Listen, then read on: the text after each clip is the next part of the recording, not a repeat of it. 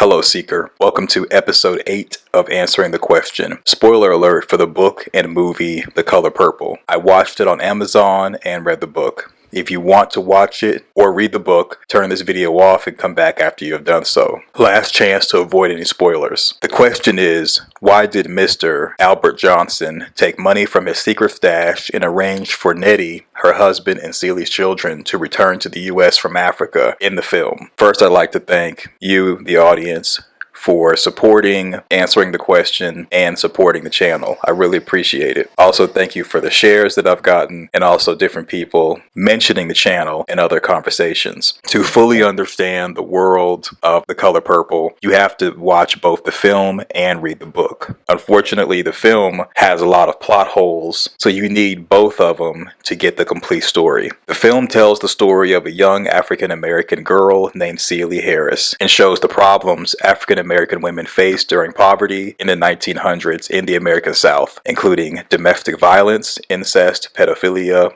poverty, racism, and sexism. African American women view these atrocities and oppression as curses, with the curses being lifted through women being empowered and self-reliant. Celie is transformed as she finds her self-worth through the help of two strong female companions, Suge and Squeak, in the movie. And in the book, she finds self-worth when she inherited her father's home and shop. Elements of the book and film are needed to answer the question, so we will start with the book, then move into the film. Most situations in American history have shown injustices against women, and most of those injustices are corrected, fixed, or somewhat mitigated to a certain extent through policy and laws being passed to protect women, and also women gaining access to entrepreneurial opportunities, access to resources like jobs that have been male dominated, and even access to funding such as loans and grants. Women being able to have more control over their own agency and control over their life and future is the path for anyone, both male and female, to be able to have upward mobility and economic advancement. Celie is a poor, uneducated 14-year-old girl living in the southern United States in the early 1900s. She writes letters to God because her father, Alfonso, beats and rapes her. Alfonso has already impregnated Celie once, which resulted in the birth of a boy, Adam, who Alfonso abducted. Celie believes that Alfonso killed Adam. Celie then has a second child, and Celie's ailing mother dies after cursing Celie on her deathbed. This moment of Celie's mother cursing Celie is what Celie, in her mind, believes is the reason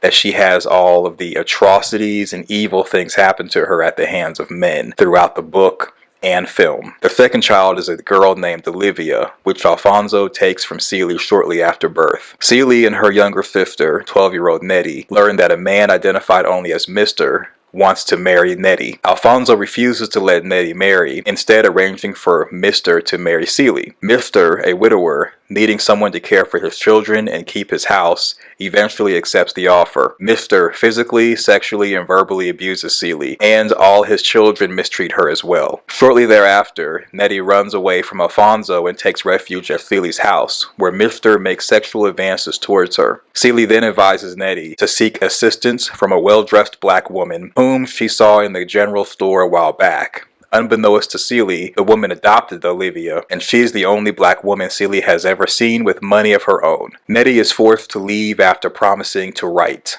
Celie, however, never receives any letters and concludes that her sister is dead. Time passes and Harpo, Mr.'s son, falls in love with an assertive girl named Sophia, who becomes pregnant with Harpo's baby and, despite initial resistance from Mr., marries Harpo. Harpo and Sophia have 5 more children in short order. Celie is amazed by Sophia's defiant refusal to submit to Harpo's attempts to control her. As Harpo is kinder and gentler than his father, Celie advises him not to dominate Sophia. Harpo temporarily follows Celie's advice but falls back under Mr.'s sway. Celie, momentarily envious of Harpo's genuine love of Sophia, then advises Harpo to beat her. Sophia fights back, however, and confronts Celie. A guilty Celie apologizes and confides in Sophia about all the abuse she suffers at Mr.'s hands. She also begins to consider Sophia's advice about defending herself against further abuse from Mr. Suge Avery, a jazz and blues singer and Mr.'s longtime mistress, falls ill, and and Mr. takes her in. Celie, who has been fascinated by photos of Shug that she found in Mr.'s belongings, is thrilled to have her there. Mr.'s father expresses disapproval of the arrangement, reminding Mr. that Shug has 3 out-of-wedlock children, though Mr. implies to him that he's the children's father, upon which Mr.'s father leaves in disgust. While Shug is initially rude to Celie, who has taken charge of nursing her, the two become friends, and Celie soon finds herself infatuated with Shug. Frustrated by Harpo's domineering behavior, Sophia moves out, taking her children with her. Several months later, Harpo opens a juke joint where a fully recovered Shug performs nightly. Shug decides to stay when she learns that Mr. beats Celie when she is away. Shug and Celie grow closer. Sophia returns for a visit and promptly gets into a fight with Harpo's new girlfriend, Squeak, knocking Squeak's teeth out. In town one day, when Sophia is enjoying a day out with her new boyfriend, a prize fighter, and their respective children, she gets into a physical altercation with the mayor after his wife, Miss Millie, insults Sophia and her children. The police arrive and brutally beat Sophia, leaving her with a cracked skull, broken ribs, her face rendered nearly unrecognizable, and blind in one eye. She is subsequently sentenced to 12 years in prison. Squeak, mixed race and Sheriff Hodges' illegitimate niece, attempts to blackmail the sheriff into releasing Sophia, resulting in her being raped by her uncle. Squeak cares for Sophia's children while she is incarcerated, and the two women develop a friendship.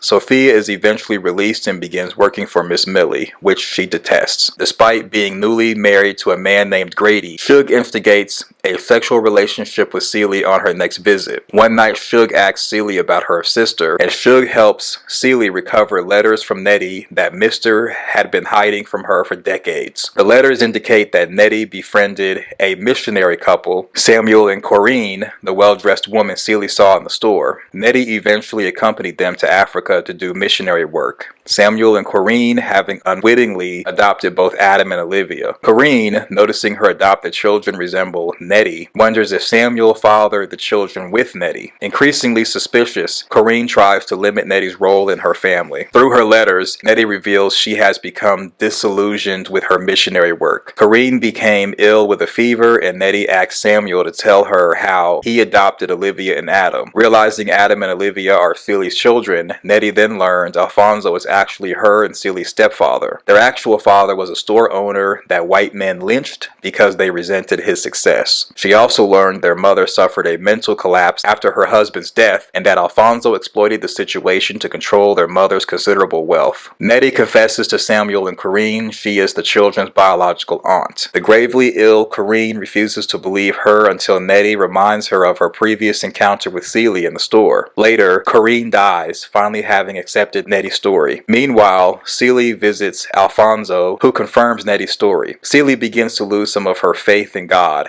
which she confides in Shug, who explains to Celie her own unique religious philosophy. Shug helps Celie realize that God is not someone who has power over her like the rest of the men in Celie's life. Rather, God is an it and not a who. Having had enough of her husband's abuse, Celie decides to leave Mr. along with Shug and Squeak, who is considering a singing career of her own. Celie puts a curse on Mr. before leaving him for good, settling in Tennessee and supporting herself as a seamstress. Alfonso dies, Celie inherits his land, and moves back into her childhood home. Around this time, Shug falls in love with Jermaine, a member of her band, and this news crushes Celie. Shug travels with Jermaine, all the while writing postcards to Celie. Celie pledges to love Shug even if Shug does not love her back. Celie learns that Mr., suffering from a considerable decline in fortunes after Celie left him, has changed dramatically, and Celie begins to call him by his first name, Albert. Albert proposes that they marry in the spirit as well as in the flesh, but Celie declines. Meanwhile, Nettie and Samuel marry and prepare to return to America. Before they leave, Adam marries Tashi, an African girl. Following an African tradition, Tashi undergoes the painful rituals of female circumcision and facial scarring. In solidarity, Adam undergoes the same facial scarring ritual.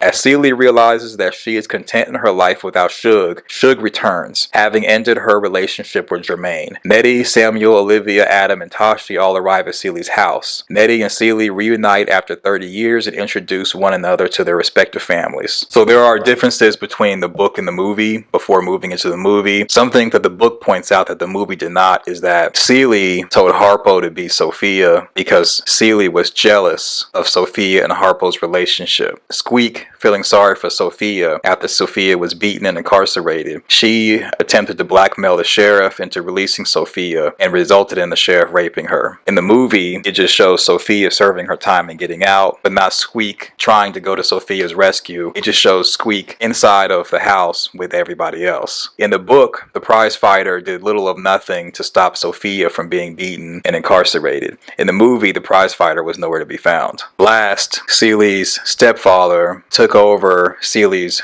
biological father's store, home, and land. Let me know in the comment section if I missed anything or if anything is incorrect. Now moving into the film. In the early 20th century rural Georgia, Celie Harris is a teenage African-American girl who has lost 2 children by her abusive father. He gives her away as a wife to Albert Mr. Johnson, who also abuses her, and his children mistreat her. Celie's loving younger sister Nettie runs away from the abusive father and seeks shelter with Celie. The sisters promise to write if they are separated. Mr. attempts to sexually assault Nettie and he kicks her out after she fights him off. Years later in 1916, Celie is meek from abuse. Mr.'s son Harpo marries Sophia and Celie is shocked to find her running a matriarchal household. Harpo attempts to overpower and strike Sophia, but he fails. Celie advises Harpo to beat Sophia. Sophia retaliates and confronts Celie, revealing her long history of abuse. She threatens to kill Harpo if he beats her again and tells Celie to likewise to Mr. Harpo doesn't change, so Sophia leaves and takes her children. Mr. and Harpo bring home the ailing Shug Avery, a showgirl and Mr.'s longtime mistress. Celie,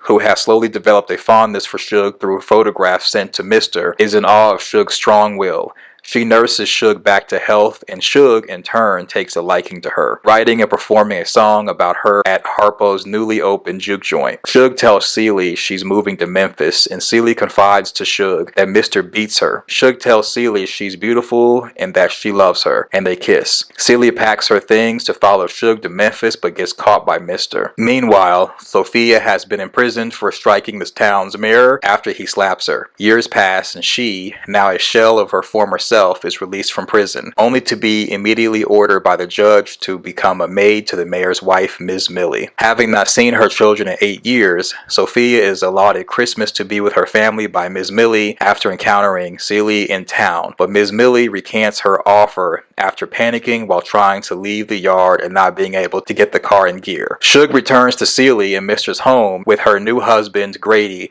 in town on business. Grady and Mr. become intoxicated while Shug checks the mailbox. She finds a letter from Celie's sister in Africa. Shug gives Celie the letter from Nettie, who tells her that she's working for a couple who adopted Celie's children. Celie and Shug realize that Mr. had been hiding Nettie's letters from Celie. While he and Grady are out drinking, Shug and Celie search the house, finding a hidden compartment under the floorboards filled with dozens and dozens of Nettie's letters. Engrossed in reading, Celie does not hear Mr.'s calls to shave him and slaps her. Celie attempts to kill Mr. with his straight razor, but Shug stops her. At a family gathering, Celie finally speaks up against Mr. in the delight of Shug and Sophia. This fighting spirit prompts Harpo's new wife, Squeak, to stand up for herself as well. Shug and Grady drive away, taking Celie and Squeak with them. Years later, Shug reunites with her father, who is a pastor after years of not speaking because of the life path she chose. Mr. is an old drunk and alone, and Harpo has made amends with Sophia. They now run the bar together. Shug still performs there. Upon Celie's father's passing, she finally learns from Nettie's letters